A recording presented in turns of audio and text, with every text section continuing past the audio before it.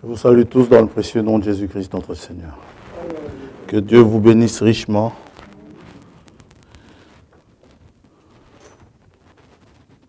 Vous avez les salutations aussi de Maman Godet. Elle a voyagé vendredi. Elle est retournée au Congo. Elle m'a demandé de vous saluer. Elle vous demande de prier pour elle pendant qu'elle prie pour nous. Que le Seigneur la bénisse. Pour le 1er avril, nous aurons une séance de baptême. Pour ceux que ça intéresse, ils sont les bienvenus. Voilà. Donc, vous pouvez me voir si vous êtes intéressé. Le 1er avril, nous en avons une. Oui, tu peux. Mais je ne l'utiliserai pas, je crois.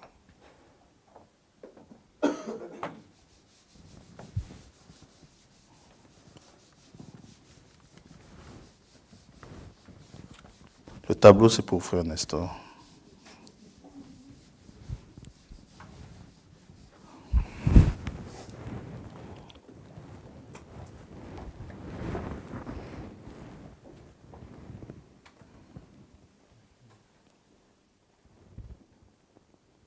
Dieu vous bénisse. Nous allons prier pour commencer. Père Céleste, quand nous venons près de toi au nom de Jésus-Christ notre Seigneur, nous savons que tu nous reçois. Parce que lui, tu l'exauces toujours et il nous a dit que nous pouvions venir en son nom. Nous n'avons rien inventé, c'est lui-même qui l'a dit. Aussi, si nous sommes déçus, si jamais nous sommes déçus, c'est que c'est lui qui sera déçu, puisque ainsi, nous n'aurions pas eu ce que lui aura dit exactement, disant que si nous nous approchons de toi, tu nous accordes des faveurs en nous recevant. Mais nous voulons vraiment venir en son nom, ayant cette assurance que nous obtiendrons ce que nous te demandons. Et nous ne voulons pas te demander des scorpions, des serpents. Nous voulons te demander du pain véritable. Le pain qui nous vient des cieux. Que tu veuilles bien nous l'accorder. Que tu nous inspires dans ta parole. Et que ta grâce abonde en nous. Parce que c'est vrai, nos péchés sont nombreux. Si nous venons en notre propre nom, nous ne méritons pas de recevoir quoi que ce soit de ta part. Mais nous venons de sa part à lui. Parce que lui, il est digne de pouvoir te demander tout ce dont nous avons besoin. Sois béni, sois loué, et nous te remercions pour lui, pour nous l'avoir envoyé. Et si tu nous l'as envoyé, c'est parce que tu nous as tellement aimés. Merci encore pour ce jour que tu as fait. Sois au milieu de nous ce matin, parle à nos cœurs, et nous te remercions pour ces décisions qui sont prises, pour ceux qui veulent s'engager auprès de toi. Ils savent qu'ils ne sont pas encore tels que toi tu voudrais qu'ils soient, mais ils te font confiance que toi tu le feras pour eux. Nous te demandons tout cela au nom de Jésus-Christ notre Seigneur. Amen. Amen. Nous lirons ce matin dans 2 Corinthiens chapitre 6.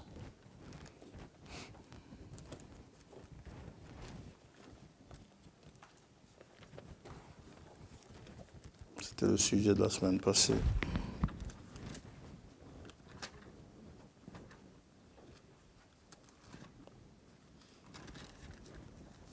« 2 Corinthiens, chapitre 6.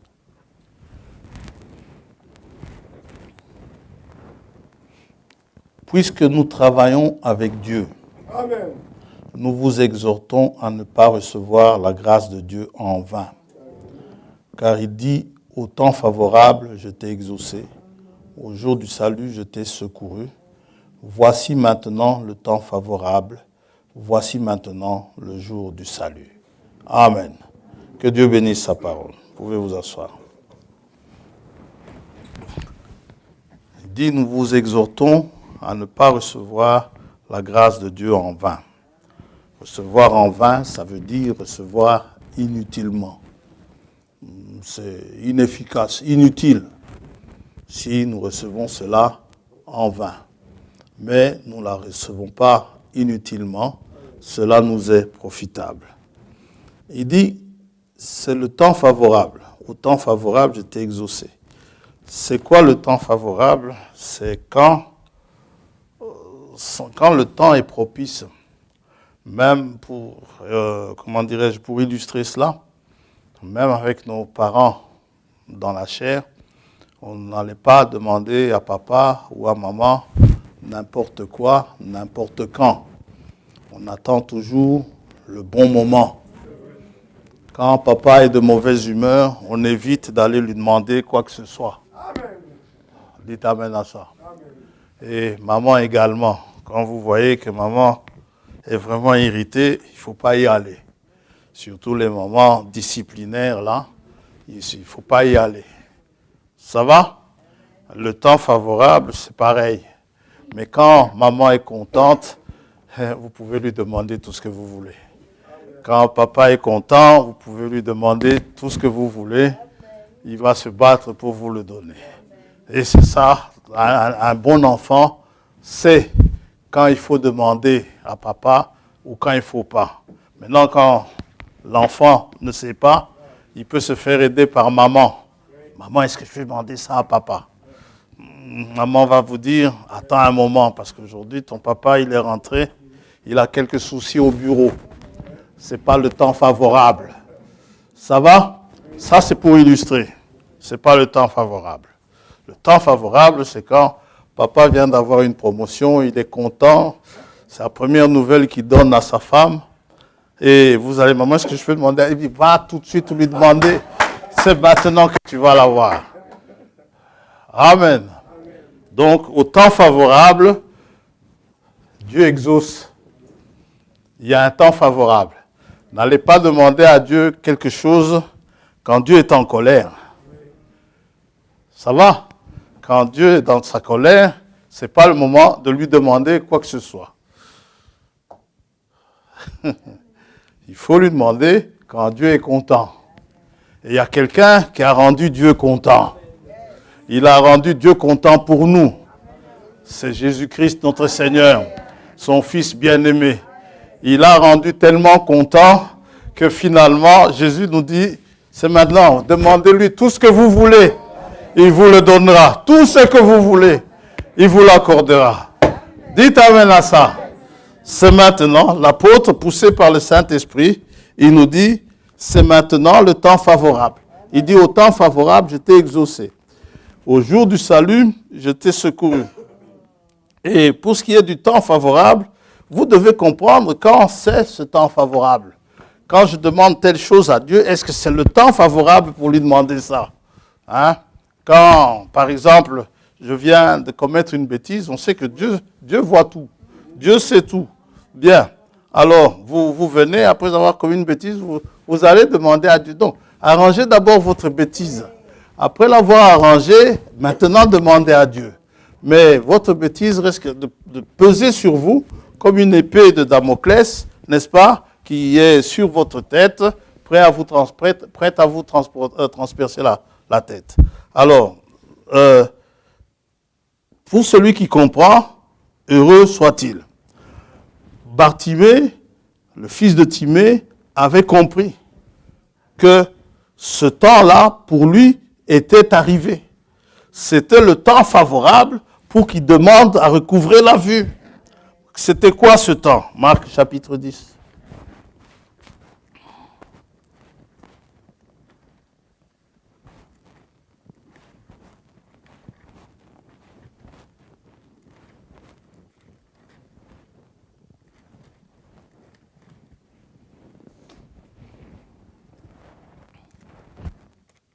Verset 46. Ils arrivèrent à Jéricho. Et lorsque Jésus en sortit de Jéricho, ses disciples et une assez grande foule, le fils de Bartimée, mendiant aveugle, était assis au bord du chemin. Jusque-là, rien ne bouge. Mais maintenant, il entendit que c'était Jésus de Nazareth. Il dit, c'est le moment. Dites amen à ça. Il entendit que c'était Jésus de Nazareth et il se mit à crier. Fils de David, Jésus, aie pitié de moi. Plusieurs le reprenaient. Frère, quand c'est le temps favorable, il n'y a pas assez de démons en enfer pour vous empêcher de vous approcher de votre Père Céleste. La voie est grandement ouverte. Dieu vous y attend. Dieu vous y reçoit. Dites amen à ça. Il entendit que c'était Jésus de Nazareth. Il se mit à crier, fils de David, Jésus, aie pitié de moi. Plusieurs le reprenaient, tais-toi, pour le faire taire. Mais il criait beaucoup plus fort. Il dit, c'est maintenant ou jamais. Si je ne crie pas, je n'aurai jamais cette vue. C'est maintenant. Dites amen à ça. Et les enfants de Dieu comprennent que c'est maintenant. N'essayez pas de les influencer. Ils ne vous écouteront pas. C'est maintenant. Le fils de Timée, il était certain de son fait. Fils de David, mais il criait beaucoup plus fort. Fils de David, aie pitié de moi. Oh, Jésus s'arrêta. Amen. Et dit, appelez-le. Ils appelèrent l'aveugle en lui disant, prends courage. Lève-toi, il t'appelle. Je vous l'avais dit, c'est le temps favorable. L'aveugle jeta son manteau. Amen. Il avait besoin d'un manteau à force de rester sur place, n'est-ce pas? On finit par avoir froid. Il ne pouvait pas marcher sans guide. Quand son guide lui disait, reste un peu ici, je m'en vais faire des courses au Deleuze, il devait l'attendre assis là. Mais il fait froid, ben prends ce manteau. Maintenant, Jésus passe. On lui dit, Jésus t'appelle. Il dit, je n'ai plus besoin de manteau. Je saurai me déplacer. Je saurai où j'irai. Amen. Il jeta son manteau et se levant d'un bond, vint vers Jésus. Jésus, prenant la parole, lui dit, que veux-tu que je te fasse? Rabouni, lui répondit l'aveugle, que je recouvre la vue. Mais comment sais-tu que moi, je peux te donner la vue? Dites amen à ça. Comment je le sais? Le prophète Ésaïe l'a dit. Dites amen à ça. Et tu crois ce qu'Ésaïe a dit? Amen, Seigneur, j'y crois. Ésaïe 29. Yes.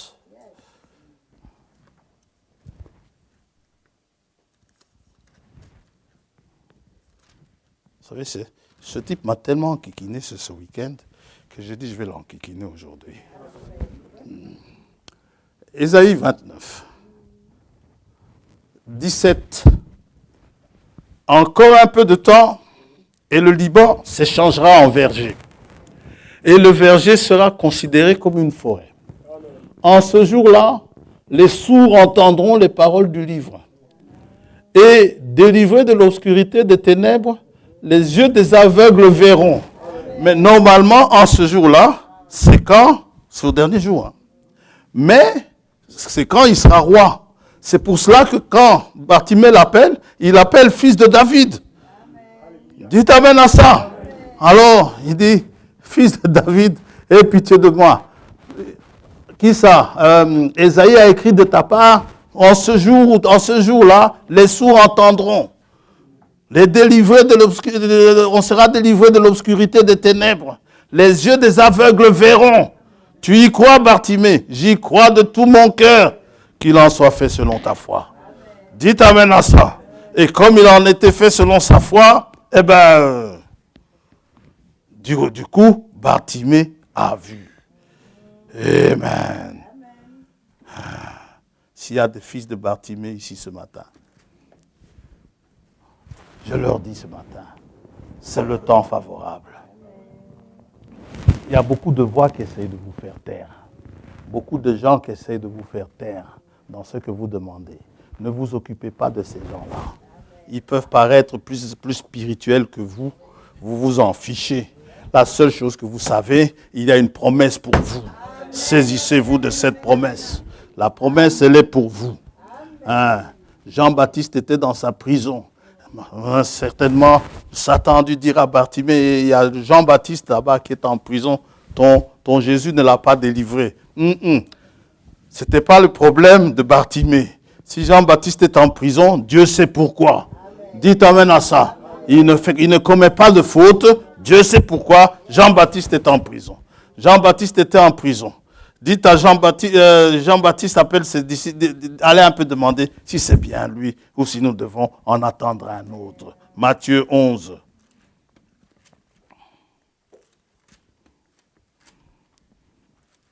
Matthieu 11. Lorsque Jésus eut achevé de donner ses instructions à ses 12 disciples, il partit de là pour enseigner et prêcher dans les villes du pays. Jean, ayant entendu parler dans sa prison des œuvres du Christ, lui fit dire par ses disciples, « Es-tu celui qui doit venir ou devons-nous en attendre un autre ?» Parce que dans ta parole, dans ta promesse, il est question de libérer les captifs. Alors, es-tu celui qui doit venir ou devons-nous en attendre un autre? Jésus leur répondit, « Allez rapporter à Jean ce que vous entendez et ce que vous voyez. Dites à Jean, les aveugles voient. » Ça, Bartimée a retenu ça. Les aveugles voient. Les boiteux marchent. Les lépreux sont purifiés. Les sourds entendent. Les morts ressuscitent. Et la bonne nouvelle est annoncée aux pauvres. Amen. C'est ça la foi. Croire en la parole de son temps. C'est ça la foi. La parole d'aujourd'hui. La parole d'aujourd'hui vous dit Jésus-Christ est le même hier, aujourd'hui et pour toujours. Vous y croyez? Que Dieu vous bénisse. Il n'a pas changé. C'est aujourd'hui le temps favorable. Amen.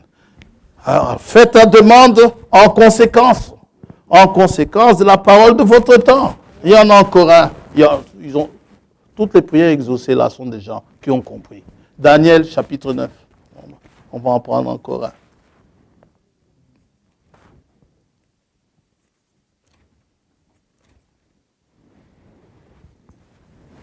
Verset 1er. La première année de Darius, fils d'Assuérus, de la race des Mèdes, lequel était devenu roi du royaume des Chaldéens.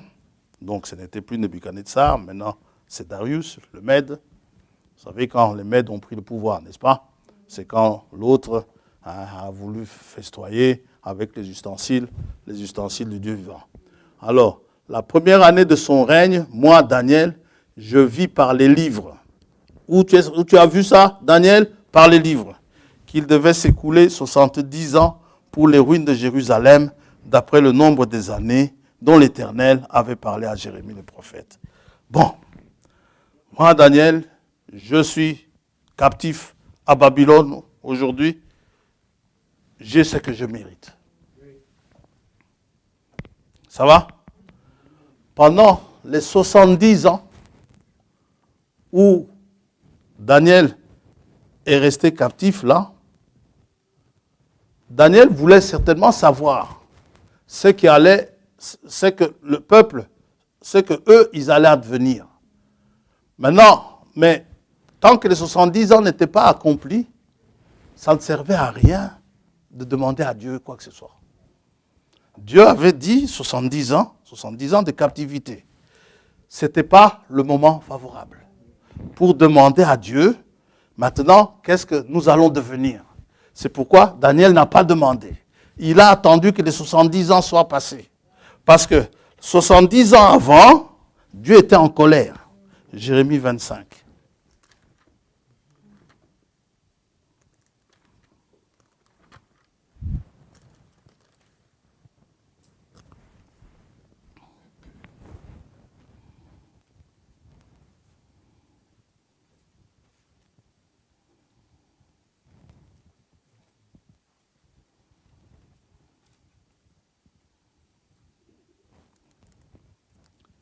La parole fut adressée à Jérémie sur tout le peuple de Juda, la 4e année de Joachim, fils de Josias, roi de Juda. C'était la première année de Nebuchadnezzar, roi de Babylone. Vous pouvez voir cela dans les rois. Je crois que c'est 2 rois 24, quelque chose comme ça. Parole que Jérémie prononça devant tout le peuple de Juda et devant tous les habitants de Jérusalem en disant, depuis la 13e année de Josias, fils d'Amon, roi de Juda, il y a 23 ans que la parole de l'Éternel m'a été adressée. Je vous ai parlé dès le matin et vous n'avez pas écouté. L'Éternel vous a envoyé tous ses serviteurs, les prophètes, il les a envoyés dès le matin et vous n'avez pas écouté. Vous n'avez pas prêté l'oreille pour écouter. Ils ont dit, revenez chacun de votre mauvaise voie, de la méchanceté de vos actions et vous resterez dans le pays que j'ai donné à vous et à vos pères d'éternité en éternité. N'allez pas après d'autres dieux pour les servir et pour vous prosterner devant eux. Ne m'irritez pas par l'ouvrage de vos mains et je ne vous ferai aucun mal. Ils ont parlé. Mais vous ne m'avez pas écouté, dit l'Éternel, afin de m'irriter par l'ouvrage de vos mains pour votre malheur. Autrement dit, ce moment-là, ce n'était pas le moment de demander à Dieu quoi que ce soit. Dieu était en colère. Dites amen à ça. Et quand vous dites, vous n'avez pas d'autre Dieu, n'oubliez pas, tout ce qui passe avant Dieu, c'est une idole. Hein? Et Dieu déteste l'idolâtrie. Ça va? Mais vous ne m'avez pas écouté. C'est pourquoi ainsi parle l'Éternel des armées, parce que vous n'avez point écouté mes paroles. J'enverrai chercher tous les peuples du septentrion, du nord, dit l'Éternel, c'est Juda, et j'enverrai auprès de Nebuchadnezzar, roi de Babylone, mon serviteur, dans les peuples du nord, pardon, les Babyloniens. Je le ferai venir contre ce pays et contre ses habitants et contre toutes ces nations alentour afin de les dévouer par interdit et d'en faire un objet de désolation et de moquerie, des ruines éternelles. Ce n'était vraiment pas le moment de demander à Dieu quoi que ce soit. Je ferai cesser parmi eux les cris de réjouissance et les cris d'allégresse, les chants du fiancé et les chants de la fiancée, le bruit de la meule et la lumière de la lampe.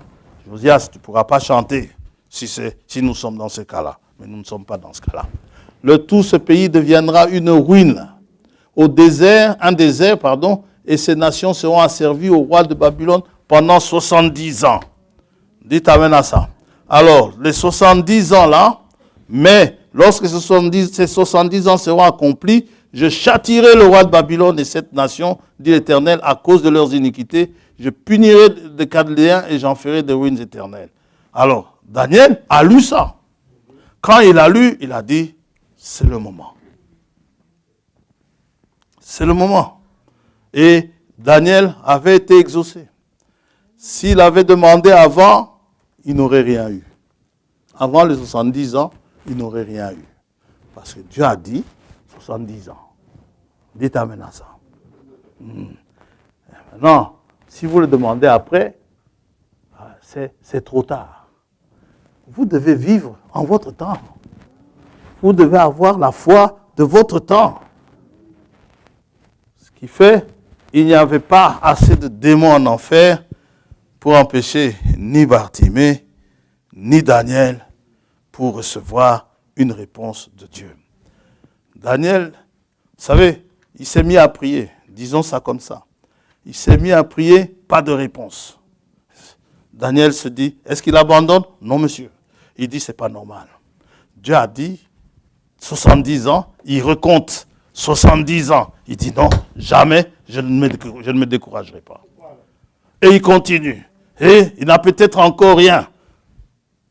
C'est pas normal. Il recompte 70 ans. Il dit, c'est pas normal. Un enfant de Dieu n'abandonne jamais. Parce qu'il est certain de son Dieu. Alors l'ange vient, il dit à Daniel ceci, il dit à Daniel, Daniel, écoute ceci. Verset 20. Je parlais, Daniel 9, 20. Je parlais encore, je priais, je confessais mon péché et le péché de mon peuple d'Israël. Et je présentais mes supplications à l'Éternel, mon Dieu, en faveur de la sainte montagne de mon Dieu. Je parlais encore dans ma prière quand l'homme, Gabriel, que j'avais vu précédemment dans une vision, s'approcha de moi d'un vol rapide au moment de l'offrande du soir. Yes! Dites amen à ça. Le moment de l'offrande du soir, c'est le temps de la prière que nous avons tendance à négliger, comme on disait vendredi. Il m'instruisit et s'entretient avec moi. Il me dit, Daniel, je suis venu maintenant pour ouvrir ton intelligence. Alors, j'aime ça. Écoutez, verset 23. Lorsque tu as commencé à prier, la parole est sortie.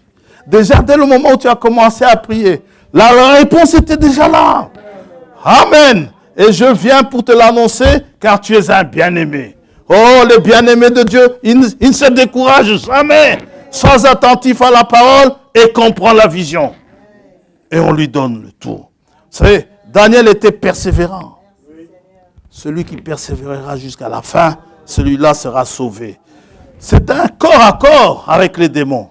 C'est un corps à corps. C'est un combat acharné. Dites amen à ça. Et Daniel ne lâchait rien. Un enfant de Dieu ne lâche rien. Ne lâchez pas cela aux démons. La promesse est à vous. Seigneur, je me suis repenti. Je me suis fait baptiser au nom du Seigneur Jésus-Christ. Je n'ai toujours pas le Saint-Esprit. Ce n'est pas normal. Dites amen à ça. À ce moment-là, vous continuez encore à demander. Jésus a dit, Dieu donne le Saint-Esprit à celui qui le lui demande. Est-ce qu'il a dit, est-ce qu'il ne l'a pas dit? Amen. Amen. Vous ne l'avez toujours pas. Dites-vous que ce n'est pas normal. La promesse est à vous. N'abandonnez pas. C'est à moi. Satan viendra vous dire, toi le Saint-Esprit. Oui, monsieur, moi le Saint-Esprit. Je me suis repenti de mes péchés. Et je m'en repens encore. Ce n'est pas normal. Le Saint-Esprit est à moi. La promesse est à vous. Dans Daniel chapitre 10. Amen. Dans Daniel, quand je vous dis c'est un corps à corps. Daniel chapitre 10. La 3e année de Cyrus, roi de Perse. Une parole fut révélée à Daniel qu'on nommait Belshazzar. Cette parole qui est véritable annonce une grande calamité. Il fut attentif à cette parole et eut l'intelligence de la vision. Donc l'interprétation. En ce temps-là, moi Daniel, je fus 3 semaines dans le deuil. Je ne mangeai aucun mets délicat. C'est une forme de jeûne. Les jeûnes avec qui nous avons parlé hier. Je ne mangeai aucun mets délicat. Il n'entra ni viande, ni vin dans ma bouche. Et je ne moignis point jusqu'à ce que les 3 semaines soient accomplies. Le 24e jour du 1er mois, j'étais au bord du grand fleuve qui est Hidékel. Je levai les yeux, je regardais, voici, il y avait un homme vêtu de lin et ayant sur les reins une ceinture d'or d'Ouphaz. 3 semaines de prière. 3 semaines dans le deuil. 3 semaines de persévérance. Pas de semaines prophétiques, hein, de vraies semaines de 7 jours. Amen. Et vous savez ce qui s'est passé pendant ces 3 semaines-là? Verset 10. Et voici, une main me toucha et secoua mes genoux et mes mains. Puis il me dit, Daniel, homme bien-aimé, sois attentif aux paroles que je vais te dire et tiens-toi debout à la place où tu es, car je suis maintenant envoyé vers toi. Lorsqu'il m'eut ainsi parlé, je me tins debout en tremblant. Il me dit, Daniel, ne crains rien, car dès le premier jour où tu as eu à cœur de comprendre, de t'humilier devant ton Dieu, tes paroles ont été entendues. Dieu a entendu. Dites amen à ça. Et c'est à cause de tes paroles que je viens. Le chef du royaume de Perse m'a résisté 21 jours. 21 jours, ça fait combien de semaines? 3 semaines. Voilà le problème des 3 semaines. Le chef du royaume de Perse, d'Iran. Et c'est qui ça, le chef du royaume de Perse?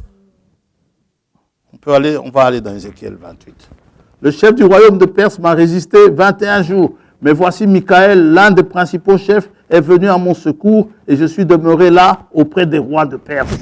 Donc, résistance. Quelqu'un a résisté. Le chef du royaume de Perse, l'humain, il n'a pas la capacité de résister à un ange. Celui qui lui a résisté, écoutez, Ézéchiel 28. Regardez bien, on va le découvrir celui-là. Ce mal qui ne part pas là, que vous avez demandé qu'il s'en aille, il y a comme une résistance. Il y a le chef du royaume des Perses qui est en train de se mettre en travers de votre prière. Mais sachez que dès le premier jour où vous avez demandé, Dieu a entendu la prière. Amen. Il dit, verset 11, Ézéchiel 28. Verset 1er. La parole de l'Éternel me fut adressée en ces mots. Fils de l'homme, dis au prince de Tyr. Vous voyez? C'est qui ça le prince de Tyr? Verset 11. La parole de l'Éternel me fut adressée en ce mot. Fils de l'homme, prononce une complainte sur le roi de Tyr. Qui ça? Des autorités. Quand on vous dit que nos dirigeants, ils ils sont conduits par le diable. Tous. Amen. Et le diable le dit au Seigneur, tout ça m'appartient. Tous les royaumes m'appartiennent.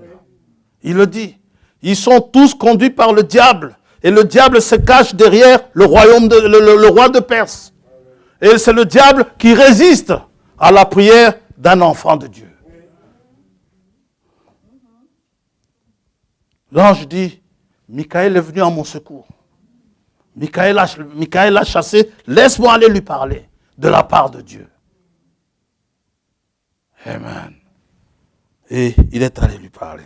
C'est un corps à corps, mes frères. Ne lâchez rien. C'est un combat acharné. Les vainqueurs sont des véritables vainqueurs. Amen. Ce ne sont pas des vainqueurs au rabais. Ce sont de véritables victoires. La victoire qui triomphe du monde, c'est votre foi. C'est ce que nous dit Jean. Amen. Ne croyez pas que ça va être facile, que ça va passer comme dans du beurre. Non. Parfois, il y a de ces choses qui résistent. Pierre demande, comment est-ce que nous n'avons pas pu chasser ce démon? Jésus a dit, cette espèce-là ne sort que par le jeûne et la prière. Ouais. Ne vous découragez pas. Et c'est ainsi avec toutes les maladies, comment on dit ça? Les maladies opiniâtres, là. Ces maladies opiniâtres, le diabète, l'hypertension, les cancers, toutes sortes de ces maladies-là. Le Covid. Ça fait des années qu'on traîne ce truc-là derrière nous. Et le diable essaie de nous faire peur, disant, ce n'est pas encore fini, ce n'est pas encore fini. On sait que ça ne finira pas. Ça ne finira que quand Jésus établira son royaume. Alors, ne craignez rien. Il a vaincu le monde. Amen. Yes. Ayons confiance en lui. Ce qui arrive, sa volonté est toujours parfaite. Yes. Oh, on se sent bien. Amen. Gloire à Dieu. Donc, il dit ceci au verset 13 d'Ézéchiel 28. Il dit, d'abord, tu lui diras, ainsi parle le Seigneur, verset 12. Tu mettais le sceau à la perfection. Tu étais plein de sagesse, parfait en beauté. Tu étais en Éden, le jardin de Dieu. Tu étais couvert de toute espèce de pierres précieuses, de sardoine, de topaze, de diamant, de chrysolite, d'onyx, de jaspe, de saphir, d'escarboucle, d'émeraude et d'or. Tes tambourins et tes flûtes étaient à ton service, préparés pour le jour où tu fus créé. Fabrice, tu peux biffer la question, est-ce que Dieu a créé le mal? Dieu n'a pas créé le mal. Dieu a créé le bien. Et Dieu était content de sa création. Dieu vit que tout était bien. Dites amen à ça. Le problème, le mal, c'est la perversion du bien. C'est le bien qui s'est perverti. Ici, ce monsieur s'est perverti. Il était parfait en beauté. Quand vous allez dans Ésaïe 13, je crois, je ne sais plus. Mais quand vous allez dans Ésaïe, on lui dit même qu'il était plus sage que Daniel. Ce monsieur-là. Celui qui rôde là, au milieu de nous, souvent. Vous savez que lui aussi, il a un temps favorable. Vous savez ça? Oui. Luc chapitre 4. On va le mettre à nu aujourd'hui. Amen. Lui aussi, c'est un copieur. Lui aussi, il a un temps favorable. Luc 4. Jésus, rempli du Saint-Esprit, revint du Jourdain et il fut conduit par l'Esprit dans le désert, où il fut tenté par le diable pendant 40 jours. Il ne mangea rien durant ces jours-là Et après qu'ils furent écoulés, les 40 jours, il eut faim. Ça va? Bon, vous pouvez lire cela chez vous. Au verset 13, après l'avoir tenté de toutes ses manières, le diable s'éloigna de lui jusqu'à un moment favorable. C'est quoi ce moment favorable? C'est quand une facture vous tombe dans la boîte aux lettres. C'est un temps favorable où vous commencez à gémir, comment je vais faire pour payer cette facture. Vous commencez à vous faire du souci. Ça, c'est son moment favorable à lui. Quand quelqu'un a dit du mal de vous et que vous venez de l'apprendre, c'est à ce moment-là qu'il vient et il vous souffle et dit, tu dois te venger. Tu dois aussi dire ce que tu penses. Tu dois lui dire tes 4 vérités. Il n'y en a qu'une de vérité. Amen. C'est son moment favorable. Quand vous êtes complètement remplan-plan, vous êtes déprimé, c'est son moment favorable, accablé de problèmes. Vous oubliez que votre Dieu est plus grand que vos problèmes. Vous oubliez que Dieu, il est capable de résoudre tous vos problèmes.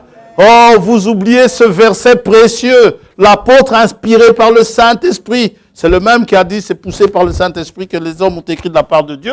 Il dit ceci, Pierre dit, il dit, qu'est-ce qu'il dit encore? Je parle trop. Vous voyez, 1 Pierre chapitre 4. Amen. 1 Pierre chapitre 4. Merci Seigneur. Il croyait que j'allais oublier. C'est chapitre 5, pardon. Il dit, vous oubliez ce verset, verset 7. Déchargez-vous sur lui de tous vos soucis. Il voulait me faire oublier ça. Jamais. On le répète. Pour qu'il entende ça très bien. Déchargez-vous sur le Seigneur Jésus-Christ, sur Dieu, de tous vos soucis. Dites amen à ça. Car il n'a pas chargé Gabriel de prendre soin de ça. Non. Il n'a pas chargé Michael de prendre soin de ça. Non. Il s'en charge lui-même. Dites amen à ça. Amen. Amen. Vous pouvez lui dire que j'ai oublié que mon pied me fait mal. Amen. Il attend. Lui aussi, il a son moment favorable. Ne lui donnez pas ce moment-là. Amen. Si on parle de son moment favorable, c'est pour nous mettre en garde. Ce n'est pas pour l'élever, non. C'est pour nous mettre en garde. Faites attention. Quand vous êtes accablé, vous allez dans votre coin là, avec vos soucis, c'est le moment où il va bien vous parler. Quand vos douleurs vont vous faire gémir, c'est le moment où ils vont vous parler. Il va vous parler. Quand vous allez avoir faim, c'est le moment où il va vous parler. Vous regardez le frigo est vide. Alors pour économiser l'énergie, vous débranchez. Amen. Parce qu'il est vide, ça ne sert à rien de le brancher. Amen. Gloire à Dieu. Frère, ton frigo est débranché. Oui, mais il est vide, frère. Il n'y a rien à y mettre. Il est vide. C'est seulement les autres qui mangent. Ça, c'est Satan qui parle à ce moment-là. Ne regardez pas aux autres. Regardez aux promesses. Si les autres mangent, soyez contents pour eux. Si il est guéri et que vous ne l'êtes pas, soyez contents pour lui. Amen. Gloire à Dieu. Oh, mon Dieu est grand. C'est maintenant le temps où Dieu, n'est-ce pas, il est disposé à écouter ma prière. Parce que je ne m'adresse pas à lui en mon nom propre. Je m'adresse à lui au nom de son Fils bien-aimé. Alors, il est bien d'accord à m'écouter. Amen. Ah, gloire à Dieu. J'ai déjà vu un président, des gens qui voulaient lui parler, des gens qui avaient plein de problèmes. Ils étaient là, en train de l'appeler. par son surnom. Et puis, ils essaient de l'appeler de n'importe comment. Mais le type, il partait droit devant. Il ne s'est pas occupé d'eux. Mais mon Jésus à moi, il s'arrête. Le monsieur, finalement, il a été exaspéré par tous ces appels. Il est revenu, il a dit, mais ayez quand même pitié de moi. Je n'ai pas encore mangé depuis le matin. Amen. Mais Jésus, il n'y est pas. Il n'est pas dans ces choses-là. Amen. Il n'est pas dans ces choses-là. Ne suivez pas les gens du monde. On va vous dire, il est très occupé. Ayez pitié de moi. Depuis le matin, je n'ai toujours pas dormi. Depuis le matin, je ne me suis pas encore reposé. J'ai dormi à 5 heures du matin. J'avais des dossiers importants. Oh, Jésus traite des milliards de dossiers chaque jour. Il ne sommeille ni ne dort. Dites amen à ça. Gloire à Dieu. Gloire à Dieu. Amen. Oh, on se sent bien aujourd'hui. Amen. Aujourd'hui, c'est maintenant le jour du salut. Aujourd'hui, Jésus sauve. Aujourd'hui, Dieu sauve. C'est le jour où Dieu nous sauve. Ça va? Et quand Dieu nous sauve, vous savez, Dieu, il a plein de titres. Il est le Créateur. Et il a créé. Il y a un jour de la création. Le jour de la création, c'est appelé au commencement. Dieu créa les cieux et la terre. Ça va? Ce jour-là est passé. Aujourd'hui, ce n'est plus le jour de la création. Quoique, il peut toujours créer encore aujourd'hui. S'il veut, il peut créer. Mais c'est passé. Et en ce jour de la création, il a créé en étant sous la forme d'esprit, de l'esprit, n'est-ce pas?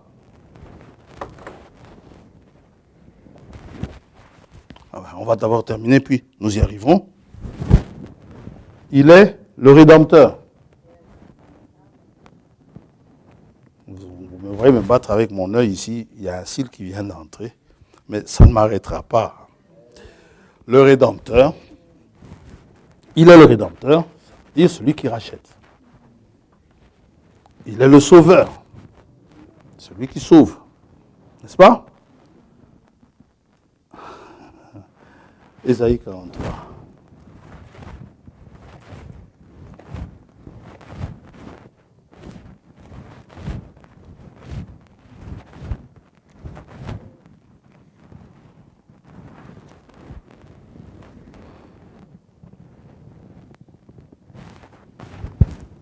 Ainsi parle, verset 1er. Ainsi parle maintenant l'Éternel, celui qui t'a créé. Il est le Créateur.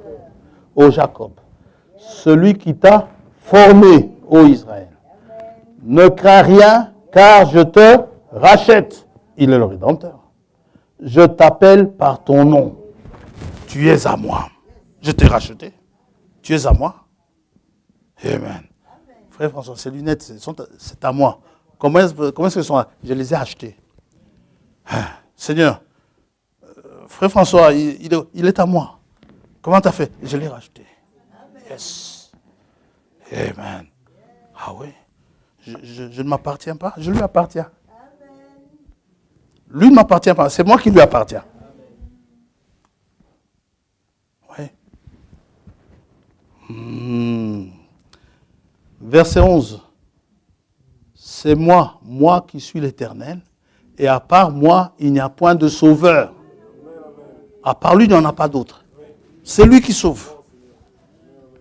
Verset 14, ainsi parle l'Éternel, votre Rédempteur, le Saint d'Israël. À cause de vous, j'envoie l'ennemi contre Babylone, et je fais descendre tous les fouillards, même les Chaldéens sur le navire dont ils tiraient gloire. Je suis l'Éternel, votre Saint, le Créateur d'Israël, votre Roi. Il y a donc un jour du salut. Jésus, il nous parle d'une année de grâce. La grâce, c'est une faveur imméritée. que nous recevons. C'est-à-dire, nous méritons d'être en captivité, nous méritons d'être en prison. Il vient, il nous libère gratuitement. Nous sommes coupables de ce que nous avons fait. Nous méritons la prison. Ça va? Mais par grâce, il ouvre la prison. Sort. N'est-ce pas merveilleux ça? C'est aujourd'hui. Aujourd'hui, il le fait. Il ouvre les portes des prisons. Amen. Cette année de grâce qu'il a publiée, dans Luc 4, 19, peut aussi être appelée jour de grâce. C'est un jour merveilleux. Amen. Selon Ésaïe 63, 4, nous voyons que l'année peut être changée en jour. Tout dépend du langage biblique, du contexte dans lequel nous nous trouvons. Maintenant, ce jour de grâce, nous prenons la grâce quand ça se réfère à comment dirais-je, à un salut, à une faveur imméritée où Dieu nous accorde le salut. Parce que la grâce, on peut aussi dire que telle personne est pleine de grâce. Ça veut dire elle est bien élégante, elle est bien à voir, elle a une façon majestueuse de se mettre. On ne parle pas de cette grâce-là. On parle de la grâce qui fait que nous avons cette faveur d'être libérés, ou d'être guéris, ou d'être sauvés, alors que nous méritions le contraire. Ça va? C'est de ça qu'on parle. Et nous avons dit la semaine passée, Paul a parlé de la grâce de Dieu comme d'une puissance. La grâce de Dieu a une puissance. A la puissance de changer un persécuteur d'église en un serviteur zélé pour le Dieu vivant. Et Paul dit, ce n'est pas que je sois fort. Ce n'est pas que je sois capable de quoi que ce soit. Mais 1 Corinthiens 15, verset 10,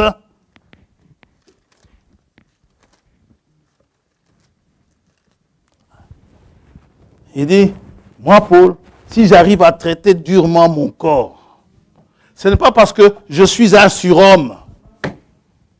Dites amen à ça. Amen. Ce n'est pas parce que j'ai des capacités plus que vous. Non. 1 Corinthiins 15, 10, si moi Paul, j'arrive à traiter durement mon corps, si moi Paul, je regarde tout ce qui m'était avantageux, je regarde cela comme de la boue, ce n'est pas que je suis bizarre, non. En fait, verset 10, il dit, par la grâce de Dieu, je suis ce que je suis. C'est Dieu qui l'a transformé. Et sa grâce envers moi n'a pas été vaine, n'a pas été inutile. Sa grâce envers moi a été efficace. Je ne suis plus le même. J'ai changé. J'étais persécuteur de l'Église avant. Et j'en ai honte aujourd'hui.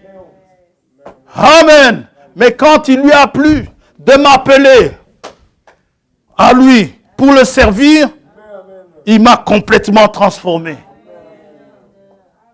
Gloire à Dieu, gloire à Dieu. Et c'est pareil pour nous tous. Celui qui veut faire tous ses efforts de lui-même, c'est son problème. Moi, je remets tout à Dieu. Hein, frère François, donc, tu veux faire tout ce que tu veux. Vous savez, Dieu a la puissance de faire de sorte que je ne fasse pas tout ce que je veux. C'est la grâce de Dieu. Vous vous sentez crevé avant d'aller à l'assemblée. Mais vous êtes un enfant de Dieu. Et Dieu a quelque chose à vous dire. Vous êtes fatigué, vous dites aujourd'hui, je n'irai pas, je vais suivre par YouTube. Dieu a la capacité de rendre votre lit brûlant vous allez en sortir. Je ne comprends pas, mais je dois quand même aller à l'assemblée. Et vous allez à l'assemblée. Je suis fatigué. Hein. Dieu est merveilleux. Nos complaintes, hein, il ne prend pas égard à ça. Parce que si franchement, s'il tenait compte de ça, je ne sais pas où nous serions aujourd'hui. Parce que nos complaintes, on ne les dit peut-être pas, mais là-dedans, on y pense. Et nos pensées parlent plus fort que nos paroles chez Dieu. On y pense. Je suis fatigué aujourd'hui, mais j'irai quand même à l'assemblée. Vas-y. Jérémie, il avait été appelé à prêcher la parole. Il était prophète. Jérémie, il a été appelé petit, il était encore un enfant. Dès le ventre de sa mère, et puis Dieu leur a confié la mission, il était encore un enfant. Et il allait souvent, il cognait toujours sur le péché du peuple. Et parce qu'il cognait sur le péché du peuple, le peuple en voulait à Jérémie. Il n'en pouvait rien. C'est Dieu qui lui demandait de le faire. Alors, quand il cognait sur le péché du peuple, le peuple lui en voulait. Finalement, il en a eu marre. Il a dit, j'arrête. Et or, Dieu l'a appelé à prêcher. Je n'ai pas noté le passage, je vais vous le chercher. Il a dit, j'ai arrêté. Mais, il dit, mais quand j'ai eu envie d'arrêter, il s'est passé quelque chose. Amen. Chapitre 20. Jérémie 20.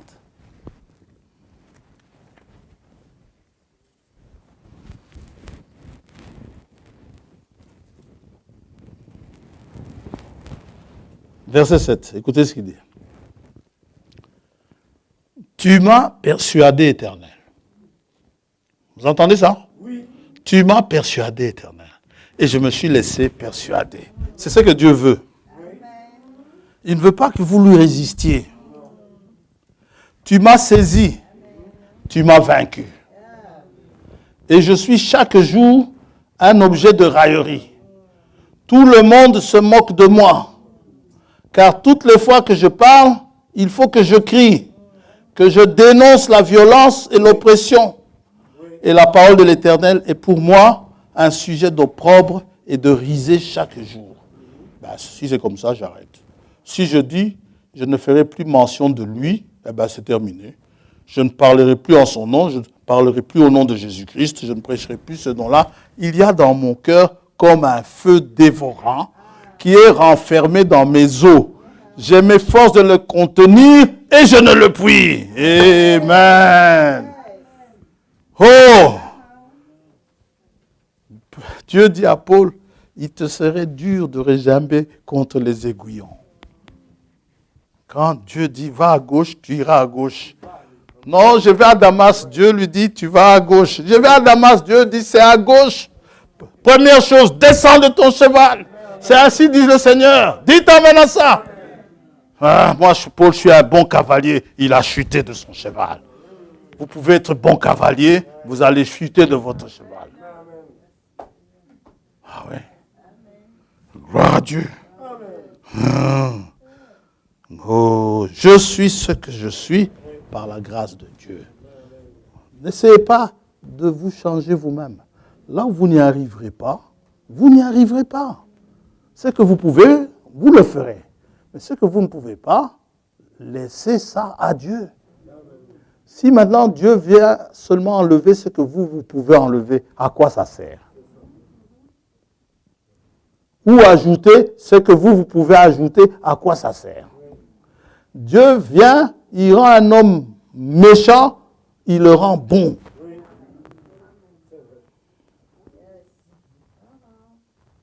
Un avare, il le rend généreux. Le monsieur ne va pas comprendre. Il va dire, je ne sais pas, mais quelque chose me pousse à te donner 5 000 euros. Amen. Gloire à Dieu. Priez seulement. Dites à Dieu de vous envoyer le poisson qui a la satire dans la bouche. Dieu va vous le donner.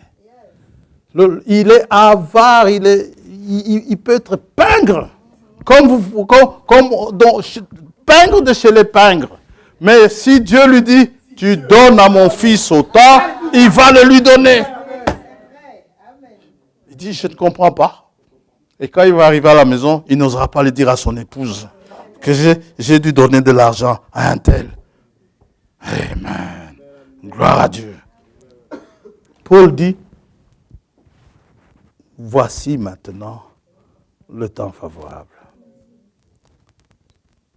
Ouais. Donc, la grâce de Dieu a une puissance. La puissance de transformer. Comme on a dit dimanche passé, c'est là qu'on apprécie Mademoiselle Grâce. Elle est merveilleuse, Mademoiselle Grâce. Le temps favorable, c'est maintenant. Demandez ce que vous voudrez. Le jour du salut, c'est maintenant. Après, ce sera trop tard.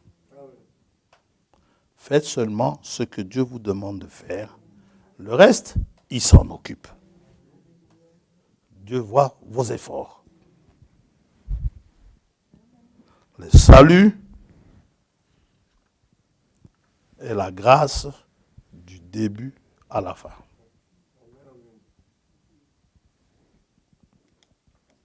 Dieu est donc le créateur.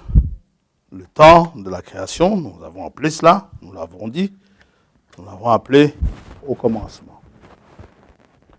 Et au commencement, Dieu a agi en tant qu'esprit. N'est-ce pas? Genèse, chapitre 1er.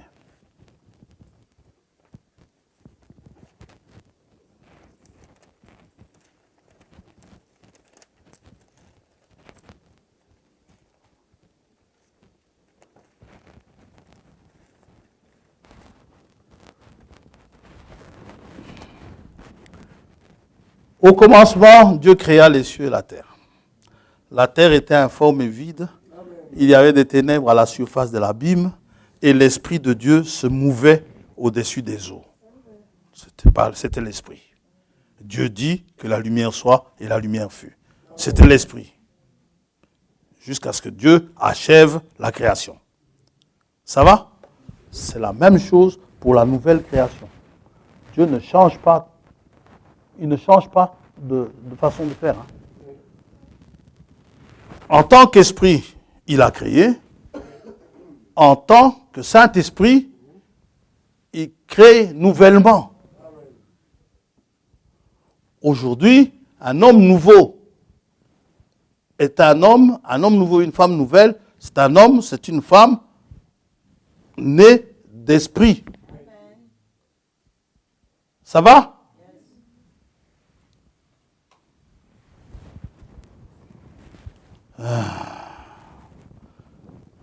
Il est le sauveur et le rédempteur.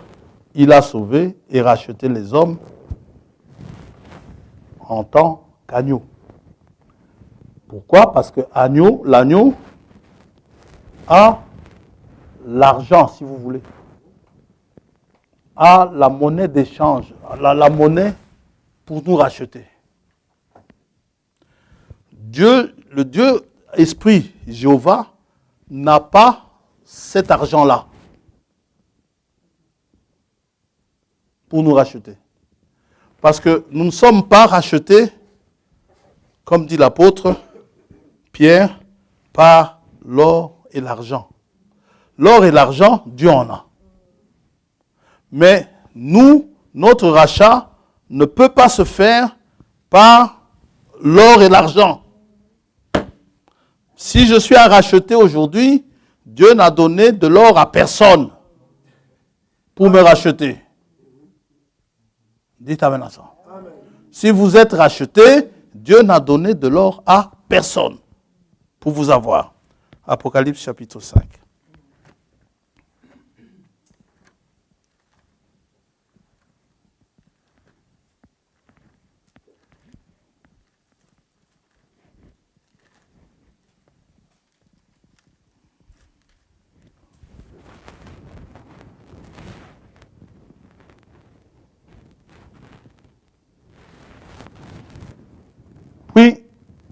je vis dans la main droite de celui qui était assis sur le trône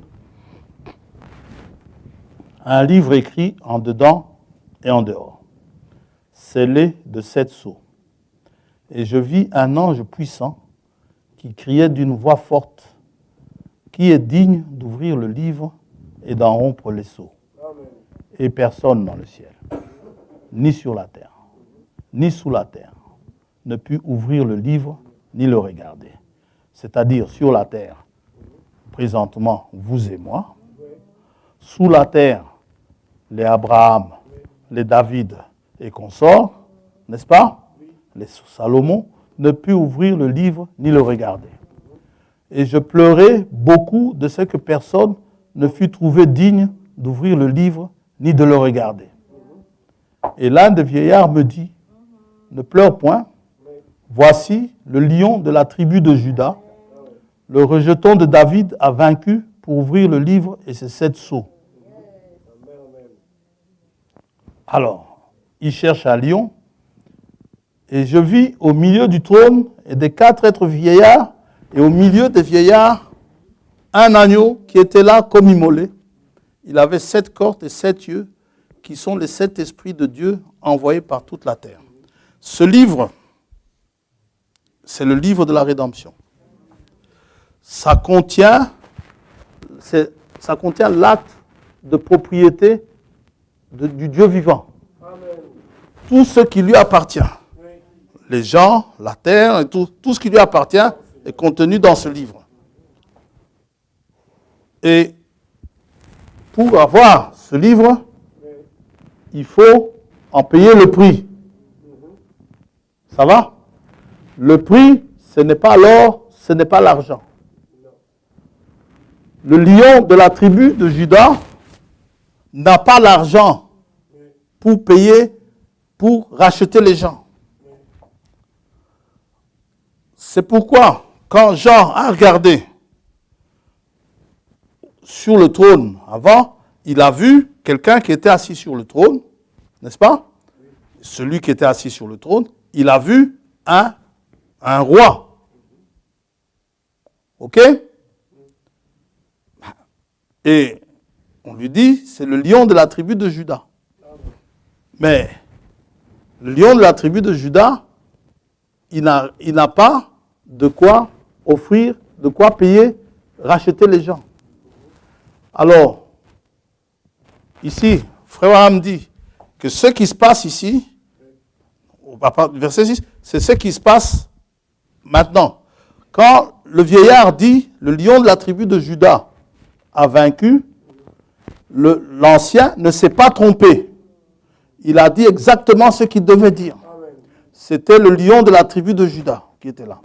Alors, si on veut bien comprendre la chose, c'est que on a dû faire un replay pour Jean. Ce qui s'est passé avant, et c'est ce qu'il voit. Maintenant, il voit au milieu du trône et des 4 êtres vivants, et au milieu des vieillards, ce qu'il n'avait pas vu avant, on a dû faire un replay. Lorsqu'on a fait le replay, il voit maintenant un agneau. La semaine passée, nous avons dit que l'agneau, n'est-ce pas, a versé le sang se trouvait sur le propitiatoire. Et le propitiatoire fait de sorte que, maintenant, c'est un temps de grâce. Le propitiatoire rend, avec le sang, rend, comment dirais-je, le Dieu propice, n'est-ce pas? Il fait que nos péchés rend le fait que la grâce de Dieu soit appliquée. Le trône, voilà, c'est ce que je cherchais, que le trône de Dieu devienne un trône de grâce. Ça va? C'est alors qu'il voit un agneau qui était là comme immolé. L'agneau était là. Pendant que l'agneau était là, c'était le temps favorable. C'était le temps de grâce, le temps de la grâce. Il avait 7 cornes et 7 yeux qui sont les 7 esprits de Dieu envoyés par toute la terre. Il vint et prit le livre de la main droite de celui qui était assis sur le trône. Lorsque l'agneau quitte le trône et vient prendre le livre, et prend le livre de la main droite de celui qui est assis sur le trône, le temps de la grâce est terminé. Parce que tant qu'il est sur le trône, l'agneau, il intercède pour vous et pour moi. Il joue, il fait la médiation pour vous et pour moi. Il est le médiateur entre Dieu et nous. Alors, il vint et prit le livre de la main droite de celui qui était assis sur le trône. Quand il lui prit le livre, les 4 êtres vivants et les 24 vieillards se prosternèrent devant l'agneau, tenant chacun une harpe et des coupes d'or remplies de parfums, qui sont les prières des saints. Et ils chantaient un cantique nouveau, en disant, « Tu es digne de prendre le livre et d'en ouvrir les sceaux, car tu as été immolé et tu as racheté. » Ah, voilà celui qui est capable de racheter. Tu as racheté pour Dieu par ton sang des hommes de toute tribu, de toute langue, de tout peuple et de toute nation. L'agneau a le sang qu'il faut pour me racheter. Ça va? Donc, quand il vient nous sauver pour nous racheter, il vient en tant qu'agneau. Et tant qu'il est vu comme l'agneau, c'est le temps de la grâce. L'agneau, bien sûr, au milieu du trône. C'est l'agneau qui rend le trône de la grâce, quand il est au milieu du trône. Cet événement tombe, comme dit, ça c'est Frère Franck qui dit, l'événement tombe pendant le temps de grâce de l'Église du Nouveau Testament. Le lion nous parle du roi. Ça va? Le roi, sa fonction, le roi, en tant que roi, il ne pouvait pas verser son sang pour nous racheter. Et pour que nous puissions bien comprendre, mais avant d'aller plus loin, nous voulons quand même intituler ce qui nous reste de temps. J'ai dû abréger ce qui nous reste comme temps. Donc, nous allons intituler cela « De l'agneau au lion ». Il y a un passage qui nous montre, donc, il y a eu un passage où on est allé de l'agneau au lion. Ça va? Le lion, il nous parle du roi. Les fonctions du roi, quand on regarde dans la Bible, c'était le roi, il était essentiellement un chef militaire, n'est-ce pas? Un roi 22.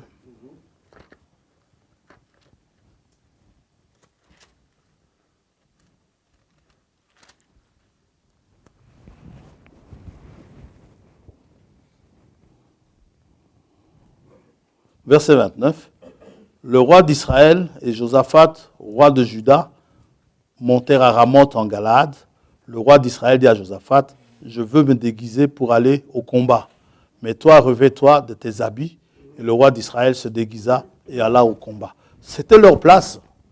Vous vouliez être roi, eh bien, vous devez savoir, votre place, c'est au combat. Quand il y a combat, votre place est là-bas. Vous n'avez pas à n'envoyer que des généraux, vous devez y aller. C'est pour cela que le chef des armées de l'Éternel, il est toujours devant. Il n'est jamais derrière. Il n'envoie jamais des généraux. Pierre, vas-y, toi, vas-y. Non, il y va lui-même. Et les pierres et les autres, et vous, nous suivons. Gloire à Dieu. Et il est aussi, nous pouvons continuer, il dit, le roi de Syrie avait donné cet ordre aux 32 chefs de ses chars, vous n'attaquerez ni petit ni grand, mais vous attaquerez seulement le roi d'Israël. Quand les chefs des chars aperçurent Josaphat, ils dirent, certainement c'est le roi d'Israël. Et ils s'approchèrent de lui pour l'attaquer. Josaphat poussa un cri. Le roi d'Israël, c'était un malin. Il dit, moi je vais me déguiser, toi reste habillé en roi. Ouais. Les chefs de chars, c'était un Akab, hein? Les chefs de chars, voyant que ce n'était pas le roi d'Israël, s'éloignèrent de lui. Alors un homme tira de son arc au hasard et frappa le roi d'Israël au défaut de la cuirasse. Le roi dit à celui qui dirigeait son char, tourne et fais-moi sortir du champ de bataille, car je suis blessé. Vous pouvez continuer, mais sa place, c'est un leader, un conducteur militaire. Ça va? Non seulement cela, il est aussi le juge suprême, le roi. Ça va? Il y a des pays où, chez nous par exemple, au Congo, le président, c'est le magistrat suprême. Ça va? Et ici en Belgique aussi, le chef des armées, c'est le roi, normalement. C'est une des rares fonctions qu'il a. Oui? Et il est magistrat suprême aussi. Le roi peut accorder une grâce royale. Oui? Mais pas selon sa volonté. Ils ont leur constitution ici. Nous n'allons pas nous mêler de ça. Mais, selon la Bible, le roi, il est le juge suprême. Quand une affaire devient trop difficile, on l'amène au roi. On amène l'affaire au roi. C'est ce qui s'est passé dans 1 Roi 3, avec ces deux femmes qui se disputaient le bébé. Le cas était extrêmement compliqué. C'était la parole de l'une contre la parole de l'autre. Les tests ADN n'existaient pas encore en ce temps-là. C'est le monde qui a besoin du test ADN. Dieu, son test ADN, vous savez c'est quoi? C'est la foi. Ouais. C'est par la foi qu'on est appelé fils d'Abraham. Ce sont ceux qui ont la foi qui sont fils d'Abraham. C'est ce que dit Paul dans Galates. C'est pourquoi Dieu éprouve notre foi. Dieu nous teste. Il passe le test. Si nous sommes aptes à recevoir ce qui est destiné à Abraham, ce qui est promis à Abraham, nous devons avoir la foi. 1 Roi chapitre 3. Moi j'aime bien cette histoire. Verset 10. Cette demande de Salomon, vous pouvez lire un peu plus haut, puisqu'il demande l'intelligence pour... Bon, on peut. Verset 9. Dieu lui demande ce qu'il veut. Il dit, verset 9, accorde donc à ton serviteur un cœur intelligent pour juger ton peuple, pour discerner le bien et le mal, car qui pourrait juger ton peuple, ce peuple si nombreux? Cette demande de Salomon plut au Seigneur. Et Dieu lui dit, puisque c'est là ce que tu demandes, puisque tu ne demandes pour toi ni une longue vie, ni les richesses, ni la mort de tes ennemis, et que tu demandes de l'intelligence pour exercer la justice, voici, j'agirai selon ta parole, je te donnerai un cœur sage et intelligent, de telle sorte qu'il n'y aura eu personne avant toi et qu'on ne verra jamais personne de semblable à toi. Oui. Maintenant, verset 16. Alors 2 femmes prostituées vinrent chez le roi. C'était de mauvaise vie. Et se présentèrent devant lui. L'une des femmes dit, pardon, mon Seigneur, moi et cette femme, nous demeurions dans la même maison et j'ai accouché près d'elle dans la maison. 3 jours après, cette femme a aussi accouché. Nous habitions ensemble. Aucun étranger n'était avec nous dans la maison. Il n'y avait que nous deux. Le fils de cette femme est mort pendant la nuit parce qu'elle s'était couchée sur lui. Elle s'est levée au milieu de la nuit. Elle a pris mon fils à mes côtés, tandis que ta servante dormait et elle l'a couché dans son sein. Et son fils qui était mort, elle l'a couché dans son sein. Dans mon sein, pardon. Le matin, je me suis levé pour allaiter mon fils. Et voici, il était mort. Je l'ai regardé attentivement le matin. Une maman n'oublie pas son fils. Même si c'est un nourrisson de quelques heures seulement, même d'1 minute, c'est le mien. Et voici, ce n'était pas mon fils que j'avais enfanté. C'est pas celui-là. Si c'était le mien, s'il était mort, je pleurerais, mais c'est pas celui-là. L'autre femme dit au contraire, c'est mon fils qui est vivant. Et c'est ton fils qui est mort. Mais la première répliqua nullement, c'est ton fils qui est mort et c'est mon fils qui est vivant. C'est ainsi qu'elles parlèrent devant le roi. Le roi dit, l'une dit, c'est mon fils qui est vivant et c'est ton fils qui est mort. Et l'autre dit, nullement, c'est ton fils qui est mort et c'est mon fils qui est vivant. Bon, écoutez, on ne s'y retrouve plus. Puis il ajouta, allez, apportez-moi une épée. Le roi, est-ce qu'il est sérieux? n'a jamais été aussi sérieux. Et coupez en deux l'enfant qui vit, et donnez-en la moitié à l'une et la moitié à l'autre. Alors la femme dont le fils était vivant sentit ses entrailles s'émouvoir pour son fils, et elle dit au roi, « Ah, mon Seigneur, donnez-lui l'enfant qui vit, et ne le faites point mourir. » Mais l'autre dit, « Il ne sera ni à moi, ni à toi. Coupez-le. » Et le roi, prenant la parole, dit, « Donnez à la première l'enfant qui vit, et ne le faites point mourir. C'est elle qui est sa mère. » Satan me dit, combien de fois tu vas lire ce passage? Oh, on va le lire 1000 fois. Gloire à Dieu. Il exercera la justice. Il y a plus grand que Salomon. Elle sera exercée avec équité. Oh, gloire à Dieu. Donc, dans Apocalypse chapitre 5, nous voyons 24 anciens. Ce sont les 12 patriarches de l'Ancienne Alliance, de l'Ancien Testament, et les 12 apôtres représentant l'Église du Nouveau Testament.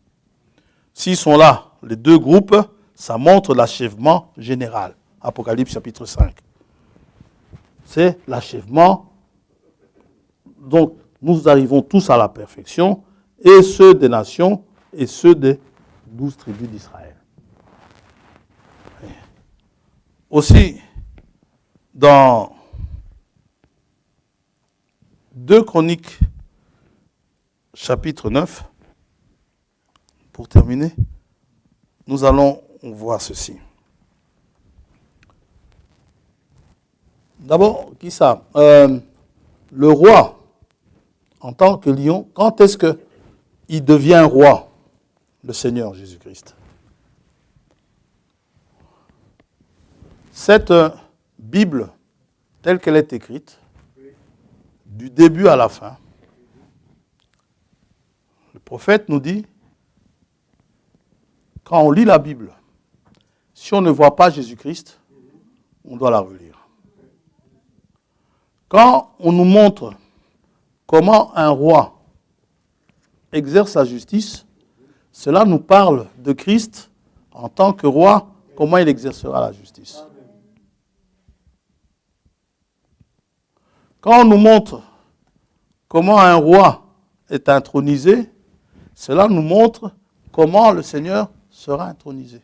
Nous devons chaque fois voir Christ. Ça va? Pour l'intronisation, nous n'aurons pas le temps aujourd'hui.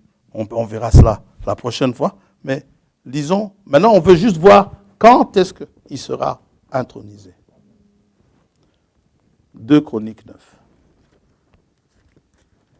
Salomon étant un type.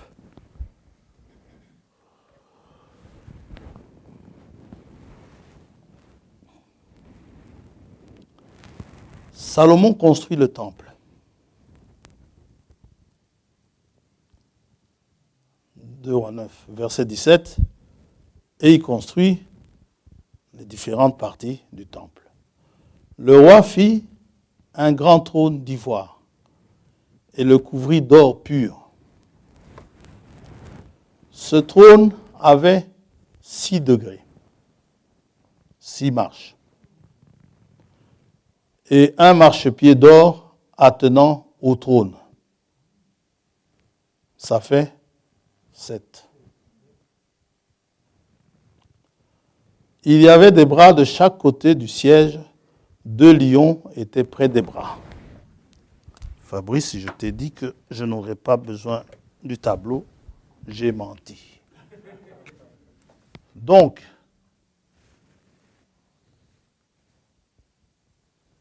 première marche, deuxième, troisième, j'exagère là maintenant.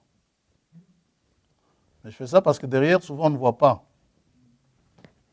Allez, ici, il y en a, ça disons, c'est la 6e. Il y en a d'autres ici au milieu, on n'a pas la place pour les mettre. Et il y a un marchepied pour arriver au trône. Ça vous fait 7. Chaque marche représentant un millénaire. Ça veut dire que Salomon, au moment où il gravit les marches, depuis qu'il quitte, depuis le début jusqu'à la fin, il faut attendre 7 millénaires. Que 6 millénaires soient terminés. Au 7e millénaire, Salomon s'assied sur le trône. Il est intronisé comme roi. Il y a 6 jours dans la création. Le dernier jour, c'est le 7e. Et un jour devant Dieu, c'est 1000 ans. C'est un millénaire. C'est 1000 ans pour nous. Ça veut dire que, après 6000 ans, dans le 7e âge, dans le 7e millénaire, pardon, pas le 7e âge, dans le 7e millénaire, Christ sera intronisé roi. Il s'assiera sur son trône. Et il s'assiera sur le trône exactement au dernier jour. Le dernier jour étant le 7e jour. Ça va? Et c'est prophétique du plan de salut de Dieu tel qu'il va se présenter. Avant que Salomon n'arrive vraiment sur son trône, maintenant, lui, il est plus grand que Salomon, avant que Salomon n'arrive réellement sur le trône, il doit y avoir 6 marches de gravi. Et va même jusqu'au 7e, et au 7e, Salomon peut s'asseoir sur le trône. Nous montrons que Christ, il va falloir que 6000 ans vont devoir passer. Au 7e 1000 ans, il va s'asseoir sur le trône. Il y aura l'intronisation. Et nous verrons l'intronisation dans la Bible. Comment elle a été faite et quand est-ce qu'elle a été faite. Ouais. Là où, comment il s'appelle, Martin de Tours ne s'est pas fait avoir quand Satan s'est présenté à lui avec la couronne, il se transforme en Christ, il dit, je suis Jésus, adore-moi. Martin le regarde, ouais, peut-être la barbe correspond un peu, il regarde, peut-être que quelque chose correspond aussi un peu, mais un détail le frappe, il voit la couronne. Martin lui demande, quand est-ce que tu as été couronné, toi? Arrière de moi, Satan. Et Satan est parti. Quand vous êtes bien enseigné, il se présente comme ça, en habit d'apparat, vous saurez si oui ou non c'est un usurpateur ou si c'est lui-même. Aujourd'hui, il est vivant au milieu de nous, dans la forme du Saint-Esprit. Il peut être vu au travers d'un frère, au travers d'une sœur. Il peut être vu au travers de sa création. Parce que la création est à lui. La création vous parle de lui. La création nous le décrit. Dieu dit, mais, quand Philippe lui dit, mais, tu nous parles tout le temps du Père, montre-le nous et cela nous suffira. Il dit, mais depuis le temps que je suis avec vous, vous ne m'avez pas encore vu. Oui. Et c'est ainsi que Jésus a dit, encore un peu de temps, le monde, lui, ne me verra plus. Mais vous, vous me verrez. Il y en a qui le verront. Dans les questions que les jeunes m'ont apportées, qui me demandent, mais comment est-ce qu'on peut savoir que... Vous savez, il y a des choses qu'on ne sait pas expliquer. Comment voulez-vous que je vous explique ma relation avec Dieu? Ce n'est pas possible. Je vous dirai, je prie, Dieu exauce. Vous me direz, vous priez aussi, que Dieu exauce. Je vous dirai, j'ai vu Dieu agir. Vous me direz, mais comment est-ce que tu as vu Dieu agir? Mais, vous savez, il y a quelqu'un, quand il regarde un aigle, il voit Dieu, directement. Vous voyez ça? Quelqu'un d'autre, il voit juste un aigle. Il y a un organisme en Belgique ici, Atagora, comment ça s'appelle? Atagora, quelque chose, Natagora, qui s'occupe des oiseaux. ceux-là, ils ne voient que les oiseaux, tels qu'ils sont là. Ils viennent avec leurs appareils photo, ils photographient les oiseaux. Mais vous et moi, nous devons voir Dieu au travers de ces oiseaux-là. Vous savez, pour eux, c'est naturel, c'est comme ça. Mais ils ne s'imaginent pas. Il y en a qui me posaient la question, comment est-ce qu'on ne voit pas de miracle? Vous savez, mais quand même, un oiseau s'envole, mais c'est un miracle. Il y a plein de scientifiques ici qui vont vous dire ce que c'est que la gravité. Hein. Il y a un monsieur intelligent qu'on a appelé Newton qui disait, quand une pomme, quand ça casse, la pomme tombe. Pour eux, c'est naturel. C'est comme ça que ça passe. Normalement, un oiseau doit tomber. Pourquoi l'oiseau ne tombe pas? C'est un miracle. Oui, monsieur. Oh, gloire à Dieu. Vous pouvez voir les miracles tous les jours. Amen. Ah, enseignez-le aux petits-enfants. Donc, ça nous parle de 6000 ans, 7000 ans même, de la création, où, au 7e jour, Dieu va se reposer. Il va s'asseoir. Il va se reposer de ses œuvres. Et là, bien sûr, en tant que roi, comme il est aussi le juge suprême, il y aura le jugement qui va arriver. Mais quand vous passez de l'agneau au roi, il y a cette faveur que nous avons de ne plus passer en jugement. Nous-mêmes, nous devenons rois. Il a fait de nous, l'agneau, a fait de nous des rois et des sacrificateurs. Dites amen à ça. Nous jugerons le peuple, nous jugerons les nations. Nous aurons cette tâche-là en tant que roi de juger les nations. Et il y en a un que je connais, je le jugerai sévèrement. Ah oui, oui, je le connais très bien. Il me fait souffrir des pieds. Celui-là, je ne le lâcherai pas. Amen. Gloire à Dieu. Et je crois qu'il y en a beaucoup ici qui ne le lâcheront pas. Il nous a causé tant de misère. Il nous a causé tant de pleurs, tant d'inquiétudes, de gémissements. Mais quand on entend la parole, il y a la foi qui vient. La foi de ce que Dieu a projeté de faire en ce qui nous concerne. Et ce sont des projets de bonheur et non pas des projets de malheur. Aussi, nous avançons joyeux, toujours joyeux. N'est-ce pas? Dans les bons et les mauvais moments, nous sommes toujours joyeux parce que nous voyons à ce qui est invisible. Prions le Seigneur. Tant que l'agneau est encore sur le trône, c'est le temps de la grâce. Il pardonne vos péchés. Dieu entend vos prières. Il vous exauce. Il vous secourt. Il ne vous laissera pas mourir. Il ne vous laissera pas dépérir.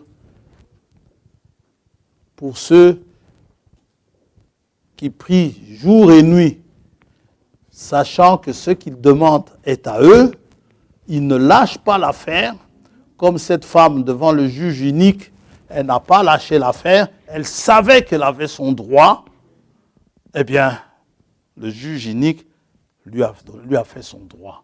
Et Jésus a dit, quand méchant que vous êtes, vous pouvez le faire, votre Père céleste, il agira promptement en faveur de ses élus. C'est un corps à corps, ne lâchez rien. L'agneau fait de sorte que votre prière soit entendue. Prions le Seigneur.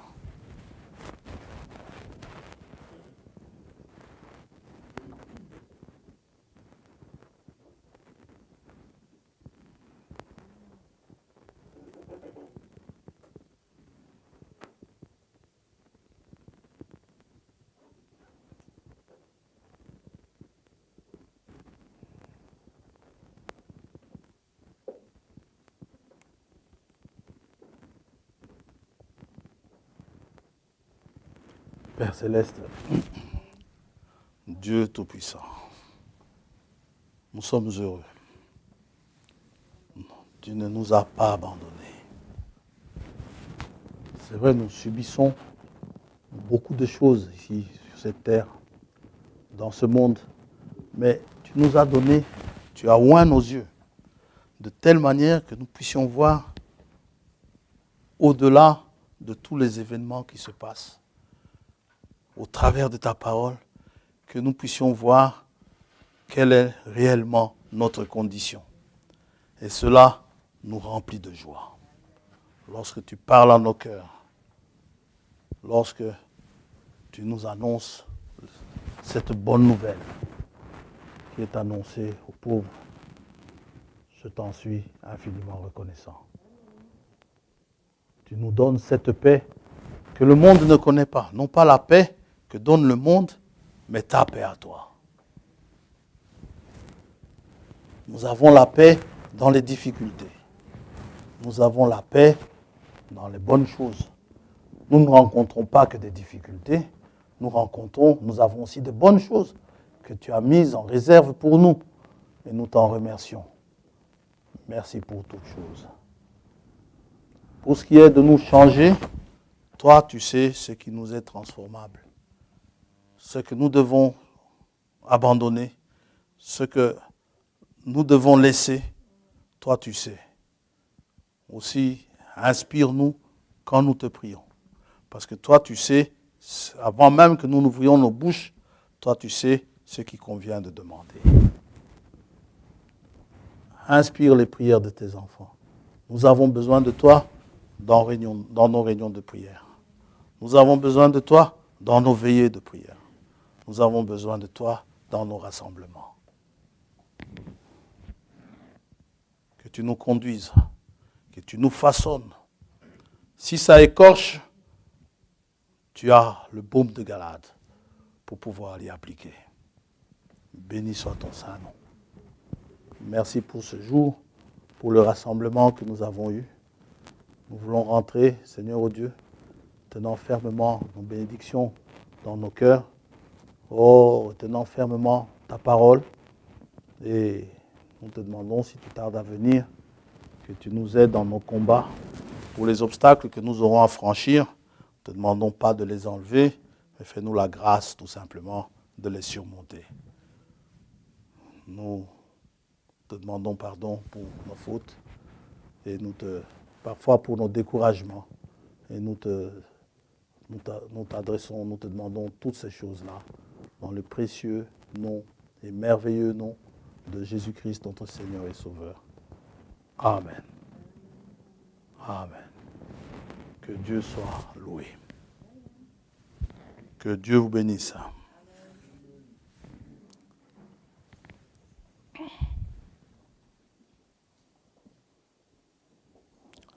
Ah, il y a le frère Fabrice qui demande aux jeunes de lui envoyer leurs adresses e-mail pour si vous voulez recevoir les questions, je crois, c'est ça. Voilà, pour la prochaine session. La date n'est pas encore fixée. On essaiera de trouver la date. Que le Seigneur vous bénisse.